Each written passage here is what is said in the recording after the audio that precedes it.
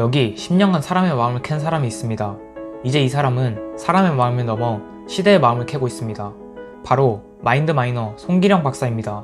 가장 트렌드하게 컨텐츠를 제작하고 흐름을 이끌고 있다고 볼 수 있는 나영석 PD와 침착맨 같은 대형 컨텐츠들에 나와 시대의 변화에 대해 이야기했습니다. 나영석 PD와 침착맨 모두 송기령 박사의 이야기에 놀라기도 했고 앞으로 어떻게 움직여야 하는지 조언을 구하기도 했는데요. 이 모든 이야기의 핵심과 근간은 그가 쓴 책이자 10만 부 이상 판매가 된 시대예보에 담겨 있었습니다. 시대예보, 일기예보처럼 시대를 예보한다.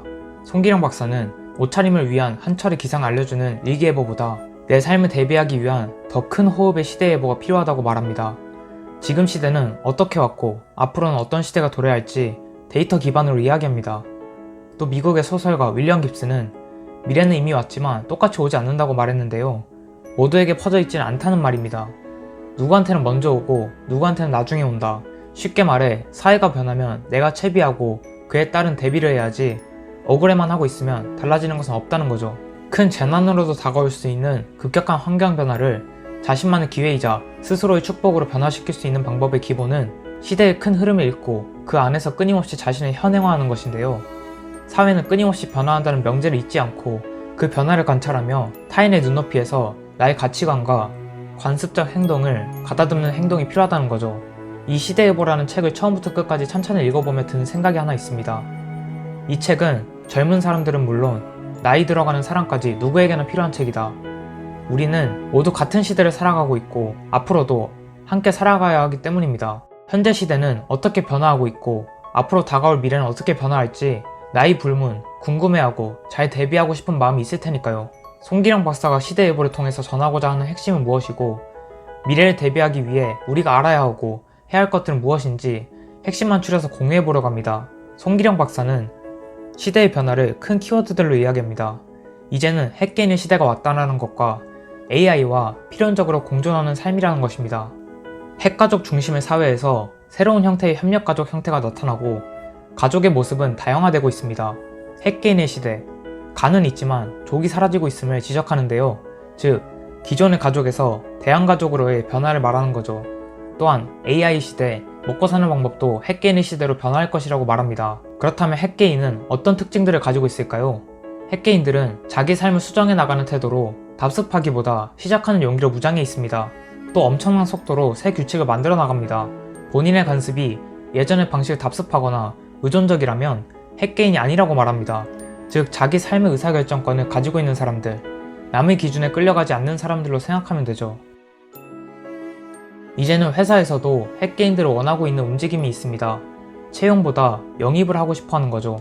이제는 회사에서 일반적인 업무는 자동화되기 시작했는데요. AI와 여러 자동화 프로그램들이 인간이 하던 단순 반복 업무를 대체하고 있죠. 그래서 우리는 이제 채용보다 영입에 힘을 실어야 합니다. 우리는 보통 회사에 채용되기 위해 학교를 다니고 준비해왔습니다. 하지만 이제 개인이라면 영입되기 위한 준비를 해야 한다고 말합니다. 내가 해야 할 일은 내가 가지고 있는 역량을 증거하고 이를 기반으로 나의 경험을 자산으로 바꿔야 한다는 건데요. 예전이라면 저 어떤 학교에서 어떤 전공을 배웠다로 모든 게 설명되었다면 지금은 저 무엇을 해봤습니다. 면접에서도 해봤던 업무를 이야기해야 통하는 시대가 되었습니다. 과거에는 회사에서도 빠르게 배우고 이행할 수 있는 사람, 퀵 러너, 즉 개인의 잠재력을 모았다면 현재는 개인의 역량을 보겠다는 겁니다. 섬세하게 능력을 평가하고 회사 스스로도 업에 대한 정의를 완료한 경우가 많다는 이야기입니다. 그래서 개인들은 앞으로 어떻게 할 자세보다 어떤 일의 능력을 만들어 오라고 요구받고 있습니다. 직장인에서 직업인이 될 준비가 필요하다는 건데요. 나의 전문성을 나타낼 수 있어야 하고 내가 무엇을 했고 할 수 있는지 입증해야 합니다.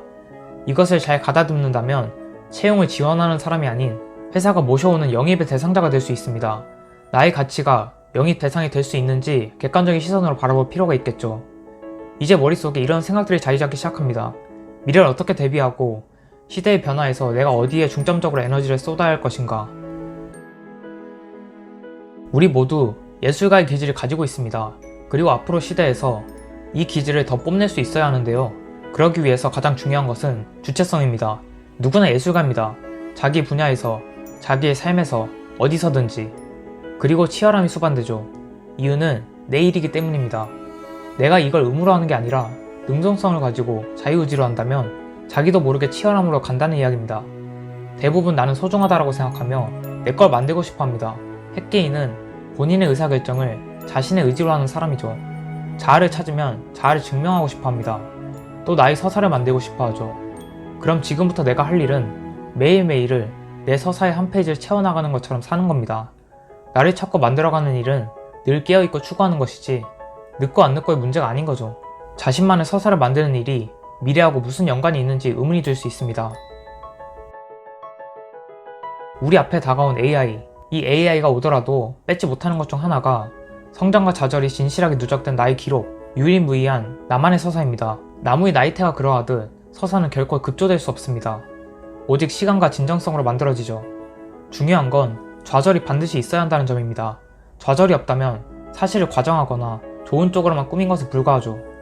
좌절이 정말 없었던 사람은 한번 큰 좌절이 온다면 금방 무너질 수 있습니다. 성장 성공을 한 번에 했다고 하는 서사는 반쪽짜리로 볼 수 있죠.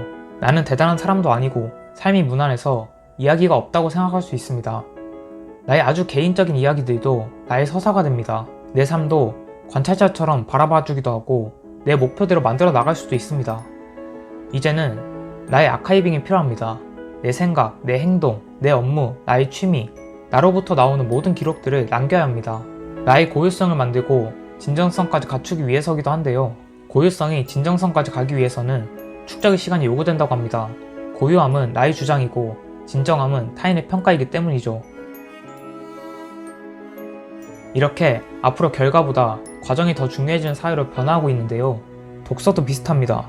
1000권을 읽어서 내가 지혜를 얻은 게 아니라 1000권을 읽는 동안 지혜를 얻는 것이라는 말이 있는데요. 줄거리 요약만 뽑아서 읽고 내용을 알 수는 있지만 나의 과정이 없으니 남는 게 없다는 이야기죠. 이 사람이 왜 글을 이렇게 썼을까? 이 사람은 어떤 궁리가 있었을까? 이분의 입장에서 고민해보고 사고하다 보면 내가 조금씩 현명해진다는 겁니다. 과정의 해상도가 높아지면 개인의 삶도 영향을 크게 받습니다. 일상의 성장을 기록할 수 있고 각자의 기회와 성취 및 기여도를 측정할 수 있는 구조가 나오면 모든 이들이 과정을 소홀히 할 수 없게 되는 거죠. 세상은 점점 세세하게 변하기 때문에 우리가 뭘 해야 될지를 계속 끊임없이 생각해야 합니다. 하지만 대부분 사람들은 보통 무지성을 선호하게 됩니다. 생각에도 에너지가 들기 때문이죠. 그냥 익숙한 거라면 생각 없이도 할 수 있으니까 어느 순간엔가 루틴한 일을 만들고 또 나는 그만큼의 노동 에너지를 없애고 싶어 하죠. 이런 게 제일 위험하다고 말합니다. 이런 관성을 갖는 순간부터 경쟁에서 취약해지고 AI가 다가온다고 이야기하죠. 송기령 박사가 본 미래에서 인간이 해야 할 중요한 일은 매번 심도 있게 생각하는 작업을 해야 한다는 겁니다. 단순 반복 노동은 모두 AI와 자동화 프로그램이 대체하고 인간은 고도로 생각하고 창의적인 아이디어를 내고 기획하는 일들을 하게 될 것이기 때문이라고 말하죠. 또 지금 시대는 경험이 아니라 지혜가 자산이 된다고 말하는데요. 같은 상황이 반복된다면 먼저 경험해본 자가 유리할 수 있겠지만 환경 변화가 빠르면 이야기가 달라지죠. 개인의 축적된 경험보다 집합적으로 축적된 지혜와 어떻게 협력할 것인지가 중요해진다는 것인데요. 앞으로는 선배라는 말조차 사라질 수 있다고 말합니다. 앞서 경험한 사람이라는 말이 무색할 만큼 우리는 모두 변화 앞에서 동등한 신인이 될 테니까요. 그래서 앞으로의 탁월한 사람은 매일 자신을 선배의 자리, 권위자의 자리가 아니라 신인의 자리에 세우는 사람이라고 말합니다. 마지막으로 송기령 박사는 자신의 책을 리트머스 종이 같은 책으로 정의합니다. 시대일보 책을 읽었는데 마음이 어두워진다? 핵개인으로 가기 위한 노력을 더해야 하고 이 책을 읽었는데 내 마음이 밝다면 이미 핵개인으로 왔구나 라고 생각하면 된다고 말하죠. 많은 사람들이 경쟁에 지쳐 있습니다. 우리 사회에서 경쟁은 필연적이지만 본인의 서사가 있고 본인이 좋아하는 일을 하게 되면 경쟁의식을 가질 필요가 적어진다고 이야기합니다. 하지만 본인의 고유의 서사가 없으면 결국 남이 정한 길을 선택할 거고 남들보다 더 돋보이기 위해서 끝없는 경쟁을 해야 하며 결국에는 AI에게 대체되면서 그 경쟁이 무의미해질 수 있다는 거죠. 남들보다 많이 뒤처졌다고 생각이 들더라도 자신만의 고유 서사를 한번 찾아보는 것은 어떨까요? 문제는 나이가 아니라 나일 수 있습니다. 그리고 시대가 어떻게 흘러왔는지 흐름을 보고 시대를 예보하듯이 우리도 삶을 되돌아보고 나만의 애호와 가치를 스스로 발견해보며 나의 삶을 만들어갈 준비를 해보면 어떨까요? 다양한 스토리로 다양한 관점을 갖길 원하는 사람이라면 지금 이 채널을 구독해보세요.